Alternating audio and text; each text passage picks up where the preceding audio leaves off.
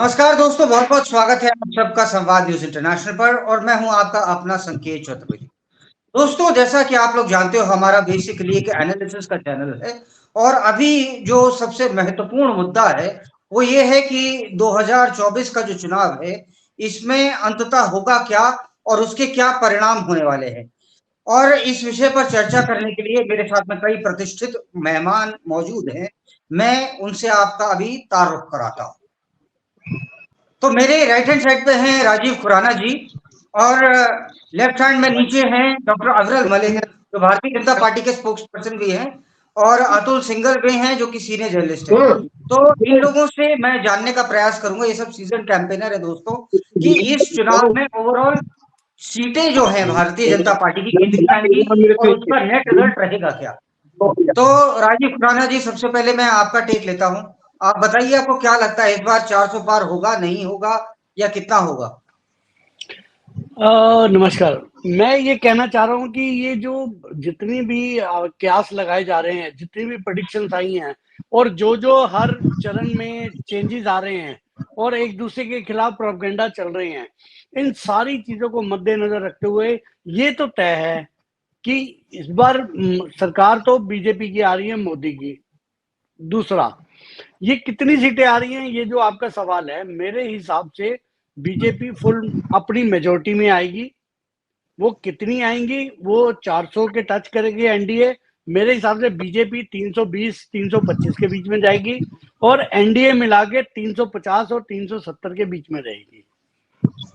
अच्छा राजीव जी, इसका ये भी बताइए, इसका जो मान लीजिए अगर इतनी थंपिंग मेजोरिटी रहेगी, तो इसका नेट रिजल्ट क्या होगा? हमें क्या क्या चीजें आपको लगता है जो कानून में, संविधान में कुछ क्या बदलाव देखने को मिलेंगे, और अगर वो होंगे तो कैसे होंगे? नहीं, पहली बात तो जो अफवाहें उड़ाई जा रही है संविधान बदल जाएगा, संविधान वो ऐसा कुछ नहीं है। संविधान कोई नहीं बदल सकता, चाहे 500 कुछ जितनी सीटें हैं सारी ले आए तो भी नहीं संविधान बदल सकते। हाँ, संविधान में बार बार चेंजेस आते हैं, इंप्रूवमेंट होती है, उसमें नए लगाए जाते हैं, पुरानी हटाई जाती है धाराएं, वो ठीक है। वो एक प्रोसेस है निरंतर किसी भी समय के साथ बदलने का। और हमारा संविधान इस हिसाब से अमेंडमेंट इतनी बार हो चुका है कि इस बारे में कोई अगर आज बात कहता है तो एक पढ़े लिखे आदमी को उस पर विश्वास नहीं करना चाहिए। कारण है कि अमेंडमेंट तो होनी है। अगर पुराने लॉज हटाए जा रहे हैं, और अमेंडमेंट ही तो था, अगर 370 हटाई गई है, ये अमेंडमेंट ही है। अगर हर चीज जो करी जा रही है वो अमेंडमेंट है, अमेंडमेंट होनी चाहिए, नहीं तो वो संविधान सड़ जाएगा पड़ा पड़ा। अगर बेहतर धारा बहती हुई है ताजा रहेगा, और अगर पानी रुक जाएगा तो उसमें सड़ान आएगी। आप देखो दुनिया में जितनी समस्याएं हैं सब रुके हुए किताबों से आई हुई हैं, आगे उनमें इंप्रूवमेंट नहीं हो रही, उनमें चेंजेस नहीं आ रहे, इसीलिए लोग रुक गए हैं। वो धर्म, वो संप्रदाय, वो मजहब रुक गए हैं। ये है प्रॉब्लम। अगर हम अमेंडमेंट नहीं करेंगे समय के साथ तो हम भी डिलीट हो जाएंगे, हम भी आदिवासी हो जाएंगे, हम भी एक उसमें हो जाएंगे। मैं ये कह रहा था, अगर इतनी सीटें इसलिए चाहिए कि अमेंडमेंट करनी है, संविधान बदलने का कोई बनता ही नहीं है, ना कोई बदल सकता है। संविधान हटा के कोई आप कम्युनिस्ट ले आओगे या डिक्टेटरशिप ले आओगे या राजा महाराजा वाला बादशाही वाला ले आओगे, ऐसा कुछ नहीं होने का। डेमोक्रेसी है, रहेगी, एक संविधान है। हाँ, संविधान में अमेंडमेंट, और अमेंडमेंट हमेशा अच्छी होती है, समय के साथ बदलती रहती है और वो जरूरी है। जो संविधान बदलता नहीं है, उसके अंदर चेंजेस नहीं लाए जाते, वो एक सड़ान देना शुरू कर देता है, उसमें एक सफोकेशन हो जाती है। राजशाही हमने देखी है, हमने सारी तंत्र देख ली है। अब डेमोक्रेसी है, प्रजातंत्र है, इसमें स्वाभाविक रूप से क्योंकि सबकी साझेदारी है, एक एक करके अगर किसी में कोई लग रहा है कि यहाँ कमी रहेगी तो उसको चेंज करना है। उसके लिए हाँ मेजोरिटी चाहिए, लोकसभा में भी चाहिए, राज्यसभा में भी चाहिए, आसानी से हो जाए। जो सरकार अपनी कुछ सेवा करना चाहती है उसके लिए वो अपने हिसाब से कुछ चेंज करना चाहेगी, किसी को कुछ किसी को कुछ ताकि और बेटर सर्विसेज दे सके। इसमें कोई दो राय नहीं है। नहीं मेरा ये खुराना मानना साहब, है कि जैसे आपने बताया, जो ये लोग कह रहे हैं ना संविधान चेंज हो जाएगा, मैं उस पर एक रिमार्क देना चाहता हूं कि अगर अमेंडमेंट संविधान बदला जा रहा है, तो 16 बार संविधान तो जवाहरलाल नेहरू ने बदल दिया था, 31 बार इंदिरा गांधी ने बदल दिया था, और मेरे ख्याल में 8 बार शायद राजीव जी ने भी बदला था। नहीं, वो जो बदला नहीं है। मैं संकेत जी वो नहीं, बदला अगर नहीं ये लोग कह रहे हैं अमेंडमेंट बदलाव हाँ, है तो बदलाव इतनी बार हो चुका है, इतनी तो बार हो बदलाव चुका है, इतनी बार करेक्ट। ठीक है। और मैं अपने दर्शकों को ये भी बताना चाहता हूँ, सबकी बात रखने के लिए आज मैंने 2 कांग्रेस के भी बुलाए थे और वो दोनों भाग गए। कहने लगे इन टाइम पे, मैं तो उनके बेटा फोन उठा के कह रहा पापा रैली में गए हैं। तो अब मैंने कहा यार क्या बोलूं मैं, तो एटलीस्ट ये दर्शकों को बताना जरूरी है कि कहीं से कोई लड़ाई है भी नहीं। अफजल मलिक जी, डॉक्टर साहब, डॉक्टर अफजल मलिक, आपको क्या लगता जी है आपकी कितनी सीटें आएंगी? देखिए, अब की बार 400 पार हो रहा है, सबको नजर आ रहा है, क्योंकि हमने विकास किया है और विकास के आधार पर ही हम कह पा रहे हैं कि अब की बार 400 पार हो रहा है। हमने गांव गरीब के लिए कार्य किया है, आदिवासियों के लिए कार्य किया है, हर क्षेत्र में विकास किया है, चाहे वो हेल्थ सेक्टर की बात कर ली जाए, एजुकेशन सेक्टर की बात कर ली जाए, रेलवेज की बात कर ली जाए, शिपिंग की बात कर ली जाए, किसी भी सेक्टर की आप चर्चा कर लीजिए, किसी भी क्षेत्र को आप देख लीजिए, हर क्षेत्र में प्रगति की गई है नरेंद्र मोदी जी के नेतृत्व में, भारतीय जनता पार्टी के द्वारा। इस बात को देखना अत्यंत आवश्यक है। और जहां तक बात है यूपीए की, ये यूपीए के लोग घोटालों के विषय पर नहीं बोलते हैं, अपने घोटालों के विषय पर यूपीए के लोगों को बोलना चाहिए। चारा घोटाले के विषय में इन्हें बोलना चाहिए, बोफोर्स तोप घोटाले के विषय में इन्हें बोलना चाहिए, आपातकाल इन्होंने लगाया था 1975 से 1977 के मध्य में, उस विषय पर इन्हें बोलना चाहिए। आज के समय में इन्हें संदेश खाली के ऊपर चर्चा करनी चाहिए, कश्मीरी पंडितों पर इन्हें बोलना चाहिए, टीकालाल टपलू जी के विषय पर इन्हें बोलना चाहिए, पालघर के विषय पर इन्हें बोलना चाहिए, ये जितना भी मलिक साहब, मलिक के विषय साहब, पर इन्हें बोलना चाहिए। मलिक साहब जितना भी आप बता रहे हैं वो कदाचित सत्य ही है कि उन्हें बोलना चाहिए, परंतु मैं भी एक बात आपसे जानना चाहता हूं कि कहीं ना कहीं हिंदू स्वयं को अनाथ राजनीतिक तौर पर मान रहा था, और ऐसा ऊपर से देखने में यह प्रतीत होने लगा है कि भारतीय जनता पार्टी भी उसी राह पर चल पड़ी है जहां कभी कांग्रेस ने शुरुआती कदम रखे थे, अर्थात सेकुलरिज्म की राह पर, जहां हिंदुओं के विषय में उसने पूछना ही मतलब बोलना तक छोड़ दिया था। वो हालांकि बाद में लेफ्ट से भी ज्यादा लेफ्टिस्ट हो गए कांग्रेसी जो थे, उनको लगने लगा कि सेकुलरिज्म का अर्थ हिंदू विरोध है। आप अभी वहां तक नहीं पहुंचे, लेकिन हाँ आपको ये जरूर लगने लगा है कि अगर मान लीजिए कि आपने कुछ भी बोला एंटी हिंदू, मान लीजिए एंटी या एंटी मुस्लिम आपने कुछ बोल दिया तो आप मुश्किल में पड़ सकते हैं। ऐसा तो नहीं है कहीं आपकी पार्टी के समय? देखिए, शायद पहले ऐसे व्यक्ति आप मुझे मिले हैं जो कह रहे हैं कि भारतीय जनता पार्टी मुस्लिम समुदाय की ज्यादा चिंता करती है। आपके कहने का यही अर्थ हुआ। तो पहले व्यक्ति ऐसे, आप पहले पत्रकार मुझे मिले हैं, क्योंकि जहां भी चर्चा होती है, जिस भी टीवी चैनल पर चर्चा होती है, जो भी प्रवक्ता नजर आता है वो यही कहता है कि भारतीय जनता पार्टी केवल हिंदू समुदाय के लिए कार्य कर रही है। तो इसका मैं आपको धन्यवाद देना चाहूंगा और ये भी स्पष्ट करना चाहूंगा कि हम सबका साथ सबका विकास कर रहे हैं। और यदि आज राम मंदिर निर्माण संभव हो सका है तो भारतीय जनता पार्टी के कारण संभव हो सका है। उसके साथ साथ 370-35 को हमने हटाया, 3 तलाक का बिल हम लाते हैं, नारी सशक्तिकरण की बात हम करते हैं, महिला सुरक्षा पर चर्चा सर्वप्रथम हम करते हैं, गांव गरीब की चिंता हम करते हैं, समानता में विश्वास हम रखते हैं, संविधान में विश्वास हम रखते हैं, संविधान को सही तरीके से इंप्लीमेंट हम करते हैं। संविधान की इंप्लीमेंटेशन की आप बात कर लीजिए तो वह भारतीय जनता पार्टी है जो सही तरीके से संविधान को इंप्लीमेंट करने का कार्य करती है।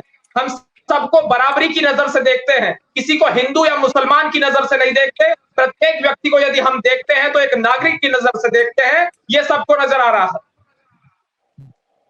अतुल सर नमस्कार, आपका शो पे बहुत बहुत स्वागत है। अतुल सर, ये आप अगर कुछ आपसे मैं जानना चाहता हूँ सबसे सर्वप्रथम तो ये कि जो ये ओवरऑल जैसा प्रतीत भी हो रहा है कि नरेंद्र मोदी तीसरी बार प्रधानमंत्री बनने वाले हैं, और ऐसा करने के लिए वो या तो ये जवाहरलाल नेहरू जी ने करा था या ये नरेंद्र मोदी करके अब दिखाएंगे, तो ये इन दोनों को और प्रधानमंत्रियों से एक पायदान ऊपर ले आता है। इसके ओवरऑल इफेक्ट्स आपको क्या लगता है? क्या वक्फ बोर्ड, मैं स्पेसिफिकली जाता हूँ, क्या वक्फ बोर्ड खत्म होगा? क्या सीए में जिसमें जितनी अड़ंगेबाजी आ रही थी वो पूर्णतः समाप्त होगी? क्या एक यूनिफॉर्म सिविल कोड आएगा? क्या जो मुस्लिम तुष्टीकरण हो रहा था अब तक वो समाप्त होगा? क्या बंगाल में, पश्चिम बंगाल में संदेश खाली जैसे ममता बनर्जी बिल्कुल स्वतंत्र होकर चल रही है, वो सब समाप्त होगा? देखो क्या है, बीजेपी का में भी है, जो आपने sorry to interrupt in between, लेकिन आपकी जो वॉइस है बहुत ज्यादा ब्रेक कर रही है, तो मैं रिक्वेस्ट करूंगा एक बार उसको प्लीज ठीक कर लीजिए। मैं तो आपने अभी दोस्तों हमारे साथ में कमाल के कमालुद्दीन रजा भी आ गए हैं। कमालुद्दीन रजा जी, सबसे पहले तो आपका बहुत बहुत स्वागत है मेरे कार्यक्रम में। अब और मैं आपको परिचय अपना दे देता हूं। मैं काफर बुत परस्त राम भक्त राष्ट्रभक्त संकेत चतुर्वेदी बोल रहा हूं। कमालुद्दीन जी, आपको क्या लगता है कि आपकी कितनी सीटें आएंगी? बतौर कांग्रेस प्रवक्ता आप क्या कहना चाहते हैं? मैं 2 सेकंड लेना चाह रहा था। देश में चुनावी माहौल है और हर जगह मतदान जो है चल रहा है। किस पार्टी की कितनी सीट आएगी ये जनता तय करती है, ये हम सभी को जो है मालूम है। और जनता इस बार जो है किस मुद्दे को लेकर जो है अपने वोट को और अपने मतदान का जो है उपयोग जो है कर रही है, जो इस्तेमाल कर रही है, ये डिपेंड जनता पे करता है। और जो जनता के मुंह से जो है सुनने को आ रहा है, जो जनता की आवाज है, जनता साफ साफ कह रही है कि मैं 10 साल का जो ये राज रहा है, जो भाजपा का शासनकाल रहा है जो है, इसमें हम लोगों को कहीं से भी कोई जो है मतलब जो है ये नहीं मिला जो है सुविधा, जो है सिर्फ जो है पोस्टरबाजी हुई। सिर्फ मेरी बात सुनने संकेत जी, सिर्फ पोस्टरबाजी हुई, सिर्फ जो है बैनर बड़े बड़े लगे, होर्डिंग लगे, मुस्कुराता हुआ जो है नरेंद्र मोदी जी का चेहरा लगा, लेकिन जो है काम धरातल पे हुआ नहीं। सिर्फ और सिर्फ भ्रष्टाचार हुआ जो है। इसके अलावा जो है भाजपा ने युवाओं को बेरोजगार बनाने का एक काम किया, ये उपलब्धि है भाजपा की। हंगर इंडेक्स में 54वें स्थान पे। मैं एक तो लास्ट में जुड़ा हूँ। नहीं, मेरी बात पूरी होने दीजिए, मेरी बात पूरी होने दे जो है संकेत जी, मेरी बात पूरी होने दे। मैं 1 मिनट ले लेता हूँ, इतना लंबा मैं 1 मिनट ले लेता हूँ। सबका समय निर्धारित है। कमालुद्दीन जी, रिक्वेस्ट है प्लीज।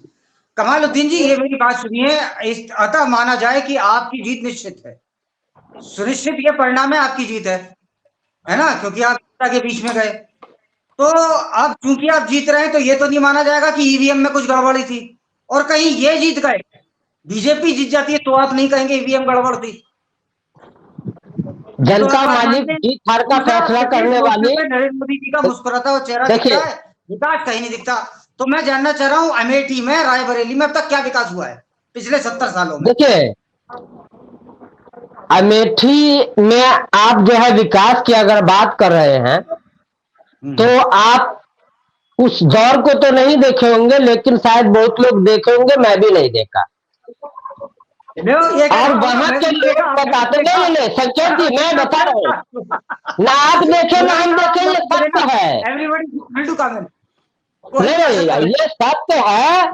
हकीकत में वहां जिस तरह के हालात थी, और वहां जब कोई व्यवस्था नहीं था जो कोई व्यवस्था नहीं था, उसे वहां अगर पूरा करके कोई दिया है तो वो कांग्रेस पार्टी ने करने का काम किया।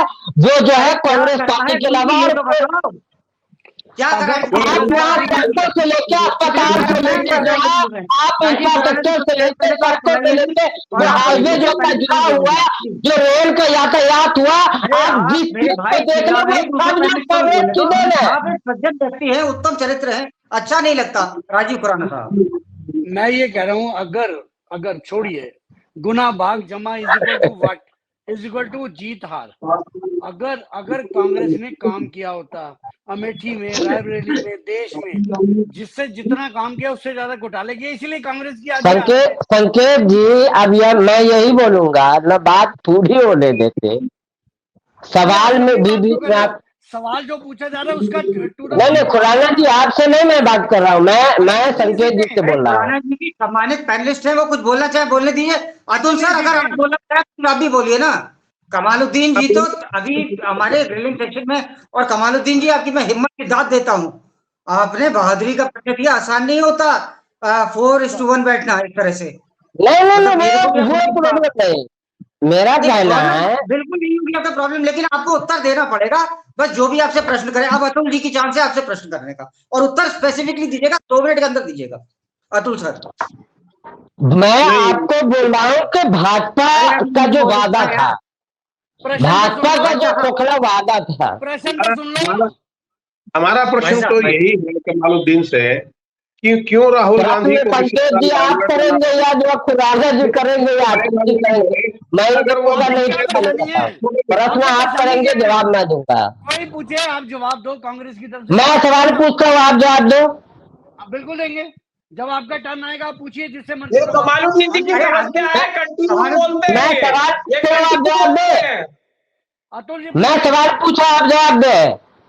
आप सब लोग मिलकर जवाब दे, मैं सवाल पूछता हूँ। पहले रायबरेली चुप तो करो यार, एक मिनट। रायबरेली और अमेठी का एक जिक्र करते हैं, और सोनिया गांधी जी ने कहा कि पूरा देश नहीं होता, लोकसभा चुनाव चल रहा है। बताएंगे। अरे हमारा 70 सवाल साल से जहाँ बैठे हो, टिके हो, पूरा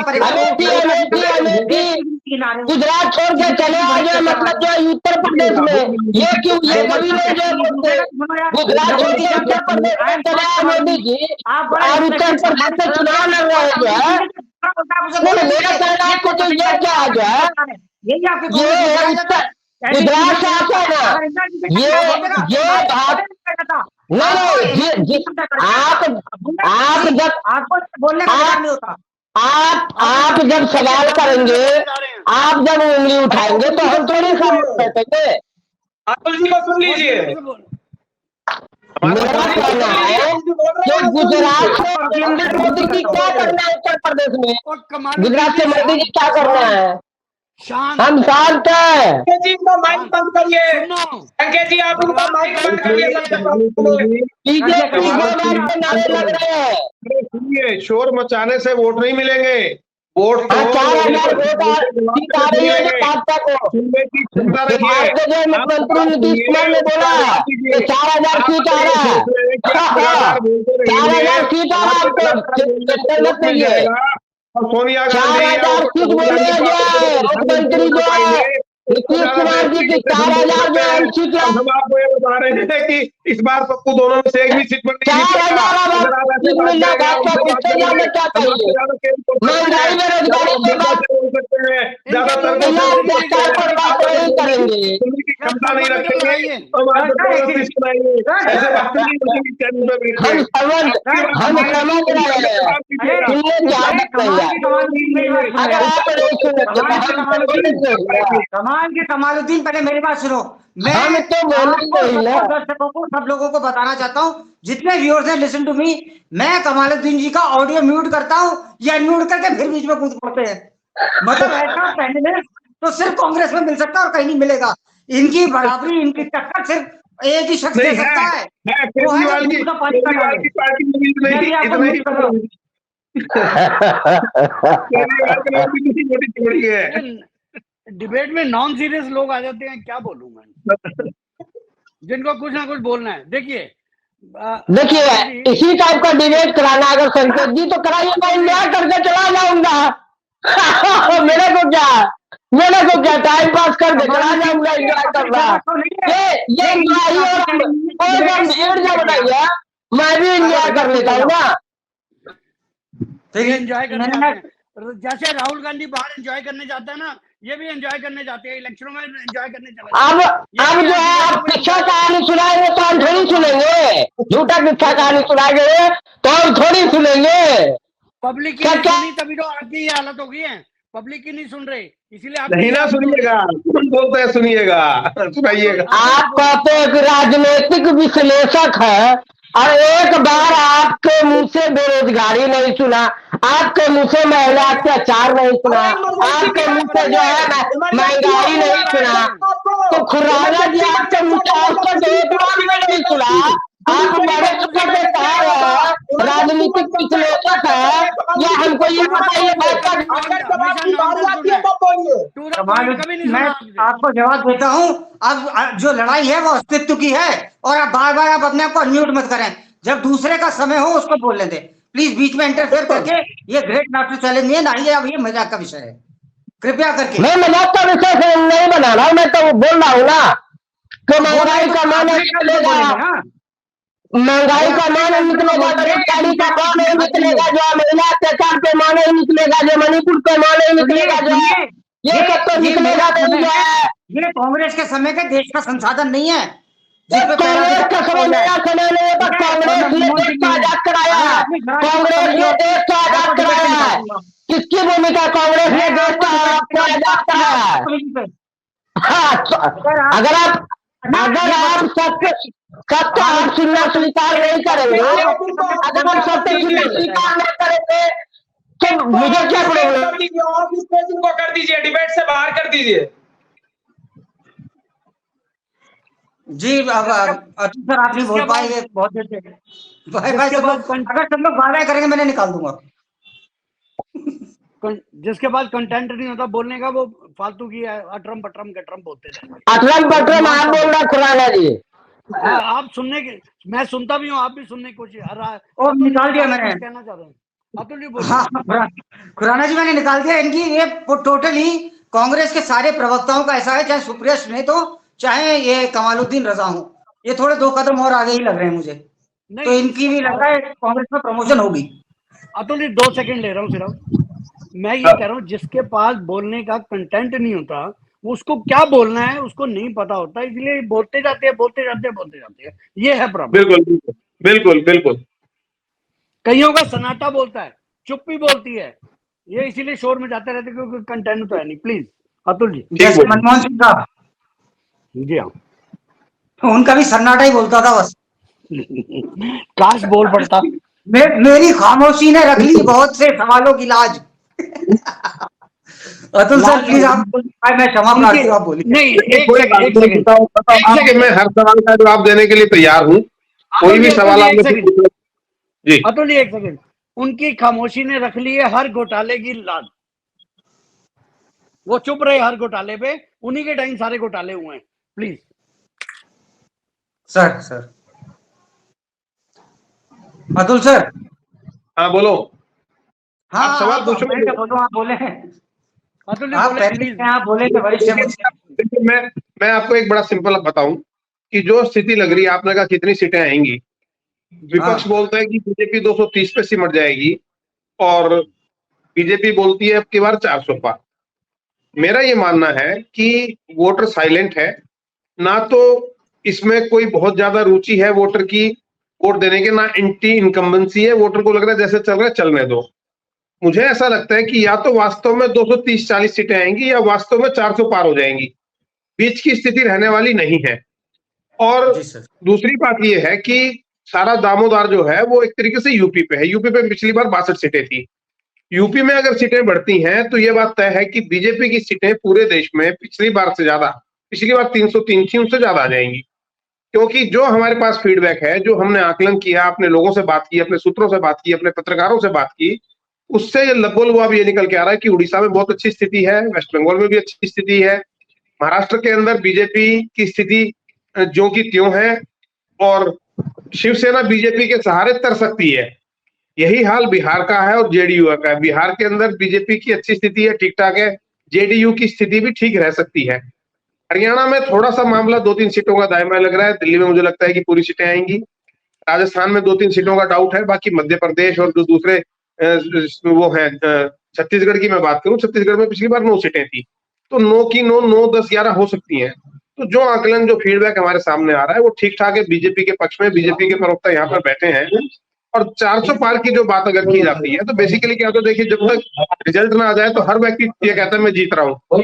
कोई भी व्यक्ति, 1 मिनट में चाहूंगा चुप हो जाएंगे, कोई भी व्यक्ति चुनाव हारने के लिए चुनाव नहीं लड़ता है। जब तक जितने लोग मैदान में है सब बोलते हैं कि मैं जीतूंगा, जब तक मुट्ठी बंद है हर आदमी विजयी है। जिस सीट पे मैं बैठा हूं यहाँ पे भी 7-8 दावेदार हैं और हर व्यक्ति जीत रहा है। हर जीत का आकलन तो जब ईवीएम खुल जाएगी उसके बाद होगा। लेकिन अगर मैं ईमानदारी से बात करूं तो मुझे ये लगता है कि सीटें इस बार बीजेपी के पिछली बार से ज्यादा आएंगी। बीजेपी की सीटें बढ़ती दिखाई दे रही हैं। अब वो कितनी ज्यादा होंगी, कितनी होंगी, ये कहना तो खैर मतपेटियों के अंदर ही बंद है या ईवीएम के अंदर बंद है, उसके बाद भी पता चल पाएगा। और कोई आपका सवाल है तो पूछ सकते हैं। सर एक बहुत इंपॉर्टेंट क्वेश्चन है, वो क्योंकि बीच में अननेसेसरी का वो टाइम वेस्ट कर गए।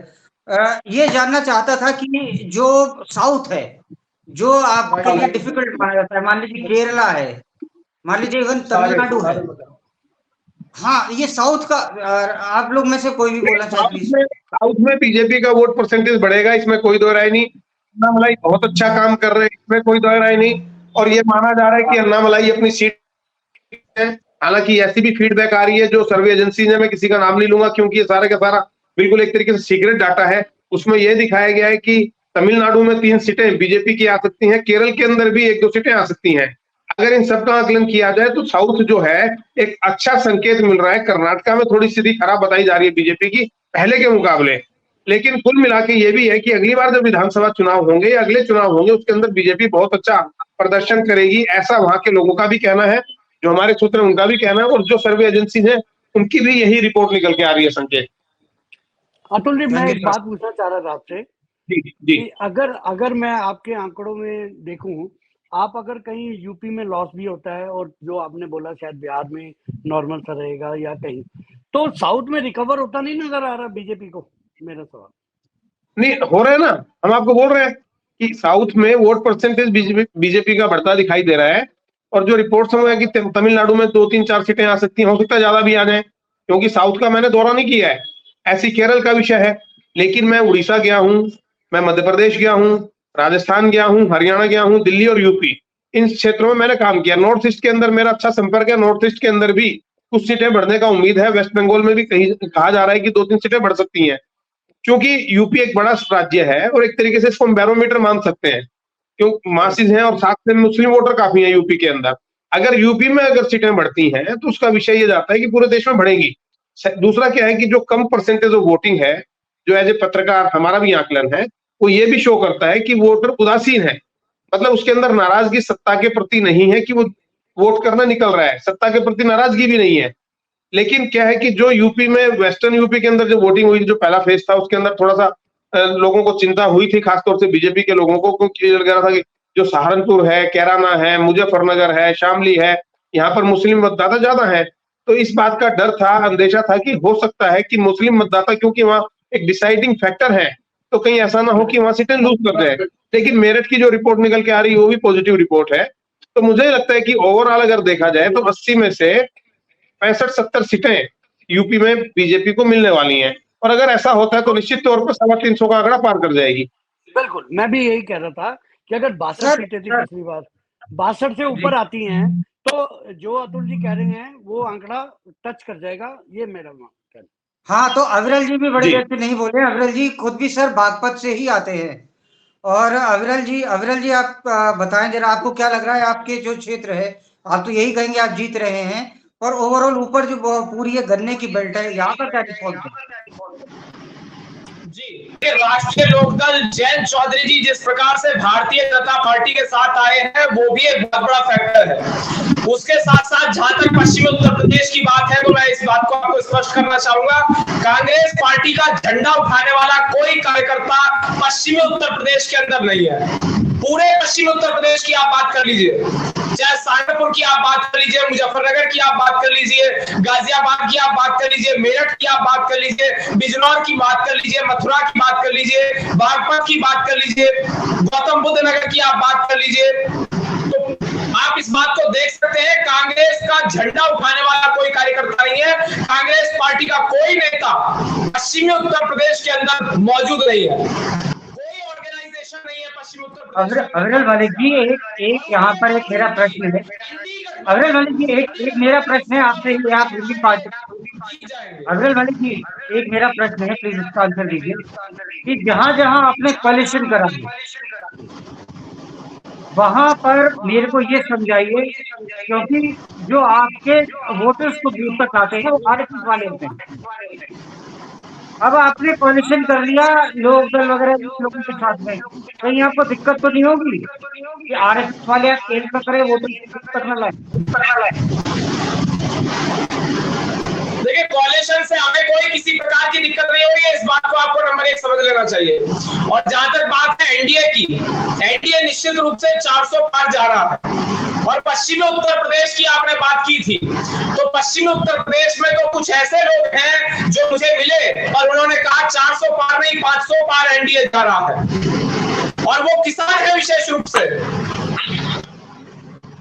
वो तो ठीक है, मेरे को दिख रहा है आपको फिल्टरिंग करने वाले अतुल सिंघल जी तो अभी बस पा रहे हैं, उन्होंने अभी भी सुन डाले। चलिए खैर, ये था आज का कार्यक्रम। बहुत मजेदार आप लोगों के साथ रह करके बड़ा ज्ञानवर्धक भी रहा। उम्मीद है दर्शकों को भी अच्छा लगेगा। तो आप सब लोगों का, अग्रज मलिक जी आपका और राजेश खुराना जी आपका, सिकल जी आपका, आप सब लोगों का बहुत बहुत हृदय से आभार। धन्यवाद।